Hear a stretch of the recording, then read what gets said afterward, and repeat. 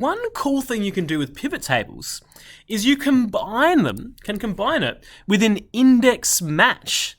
So you might remember that we had this players table here, this players sheet, but we can add an extra column called team and then make a pivot table from it.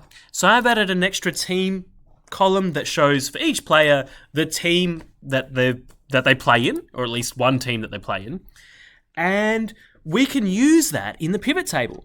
Let's uncheck these, or you can right click and go remove field. Either will work. And let's use this new column we've made. It's called team. So we'll drag team. We want one row for each team. So we want to list the teams, and I want to list them from the most players to the fewest players. Now you might notice that each row in here represents a team. Wait, no, that's not true. Each row in here represents a player. This is a player, this is a player, this is a player. Each row is a player. So if I want to find out how many players play for Richmond, for example, I just need to count the number of rows. Confusingly, I could do that by counting the number of rows in the player column, or the number of rows in the team column, or any of these. You'll get the same answer, right?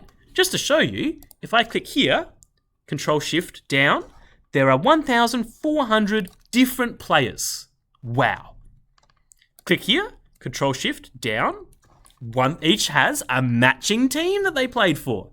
It's not 1,400 different teams, but there are 1,400 cells here.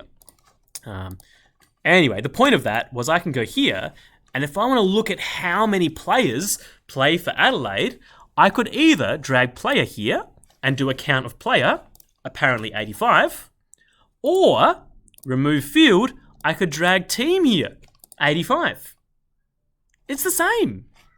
I just really want to flesh that out because that is really confusing.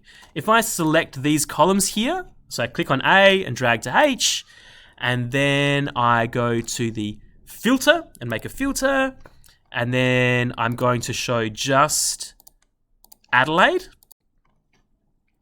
Then you can see that there are 85 names here, and each of them is Adelaide, so Adelaide appears 85 times.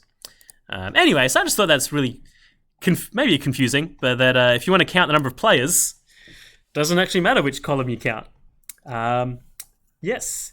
Anyway, I wanted to list the teams from the teams that have had the most players to those that have had the fewest.